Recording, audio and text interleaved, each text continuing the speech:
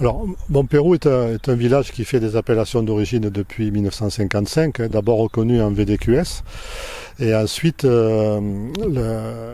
lors du passage en AOC de l'appellation Languedoc, Montpérou est un de ces terroirs qui a, lié à la qualité des vins et lié à l'histoire, qui a pu intégrer le nom de terroir derrière l'appellation Languedoc. Donc nous produisons des Languedoc Montpérou en appellation d'origine contrôlée depuis 1985.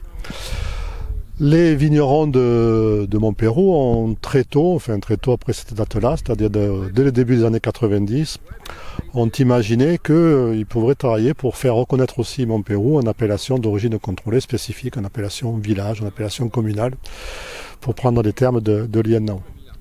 Donc on a travaillé dans ce sens-là depuis cette époque-là, dans une région où depuis 1985, les appellations ont beaucoup évolué, se sont beaucoup hiérarchisées et structurées, ce qui prend un petit peu de temps à l'échelle de la région. Et voilà, à force de travail, de réflexion et d'animation collective, les vignerons ont déposé un dossier de demande à reconnaissance en appellation communale en 2018. Ce dossier, il a été bien entendu accueilli par l'INAO. Nous avons reçu la commission d'enquête de l'INAO en janvier 2020, qui a été très agréable avec nous et qui a confirmé le bien fondé de notre demande. Et donc le processus s'est enclenché, puisque le processus de reconnaissance en appellation spécifique était quand même un processus un petit peu long. Voilà. On a franchi quelques étapes. L'étape de l'aire géographique a été validée par le comité national l'année dernière. Le comité national de novembre va travailler sur le rapport de délimitation parcellaire, donc c'est une actualité immédiate d'ici un mois. On espère que le vote sera favorable.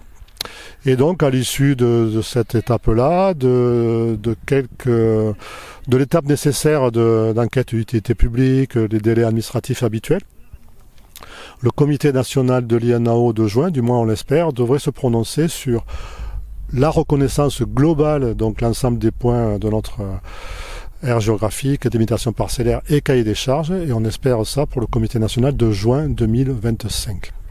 Alors Montpérou, oui bien sûr, c'est un village qui d'abord, c'est le dernier vignoble au pied du Causse du Larzac, donc c'est une position un peu singulière. On a un vignoble qui est entre 150 et 300 mètres d'altitude. La position au pied du Causse du Larzac lui donne un caractère. Alors, on est sur un sol très à dominante calcaire, comme beaucoup de sols du Languedoc, mais on est surtout au pied du Causse, ça nous donne un régime hydrique particulier, avec deux aspects. Le premier aspect, c'est le sous-sol, puisque le Larzac est un gros gruyère qui absorbe l'eau et qui la restitue sous forme de réseau souterrain sur l'ensemble du secteur qui est au pied du plateau. Et c'est aussi un régime de pluie particulier, puisque notre position au pied du Causse et des hautes montagnes qui vont jusqu'à 850 mètres d'altitude permet d'avoir un régime je dirais pluviométrique. Par exemple, Montpérou, en moyenne, il pleut 200 mm de plus qu'à Gignac, qui est pourtant à 5 km un peu plus bas. Donc on a une climatologie très particulière. Ensuite, on a trois grandes familles de sols. On a des sols, on a des alluvions anciennes issues aux alluvions des ruisseaux qui descendent de la montagne, pour faire simple. On a les affleurements calcaires sur des sols cryoclastiques qui sont des sols d'éboulis et de petits cailloux calcaires.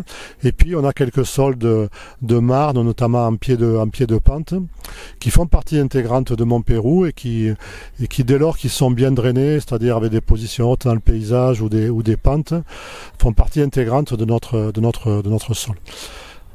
Et je pense qu'il y a aussi une dimension importante, c'est l'histoire et c'est le collectif des vignerons. Alors ça peut paraître anecdotique pour d'autres régions, mais à Montpérou, les producteurs commercialisent leur vin en bouteille depuis les années 1960, ce qui dans la région était encore peu répandu. On a une dynamique viticole importante collectivement, alors à la fois pour travailler sur nos vins, mais aussi pour animer à travers des événements comme Toutes Cases Ouvertes le 3e dimanche d'avril ou les régalades au mois d'octobre.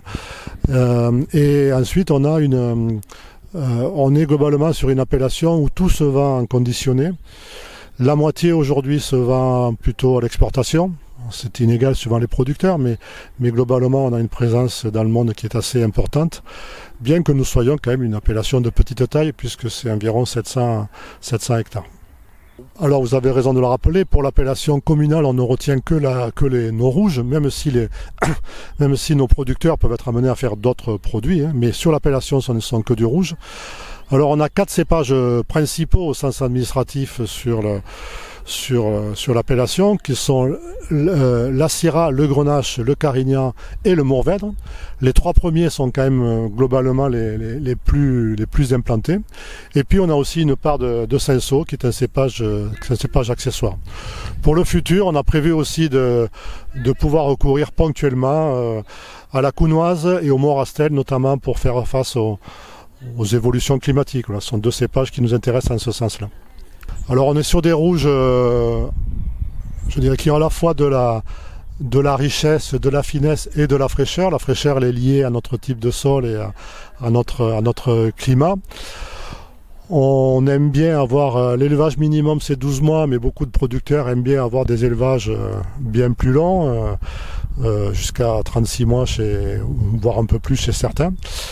Alors on va plutôt se faire plaisir avec des belles viandes, des plats en sauce. Mais on a vu ce dimanche que sur de la vive avec des sauces encornées, vin rouge, cèpe, nos rouges allaient très très bien aussi. Donc je crois qu'il ne faut pas se brider et avoir de l'imagination.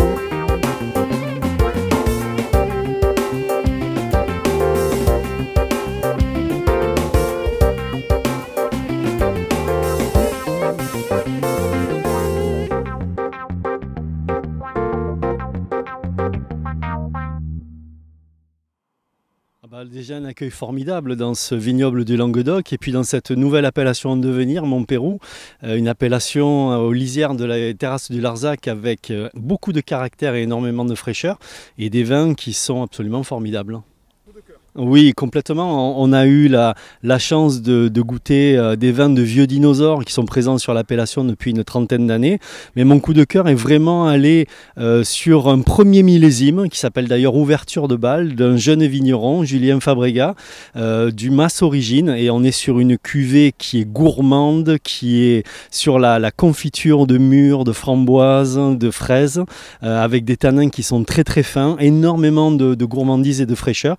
Et je me suis régalé. Mais sans regarder l'étiquette, on ne le sait pas parce qu'il y a énormément de fraîcheur et c'est ce qu'on va retrouver justement dans cette appellation. C'est cette puissance qui est domestiquée par la fraîcheur apportée à la fois par le climat et puis par le sol.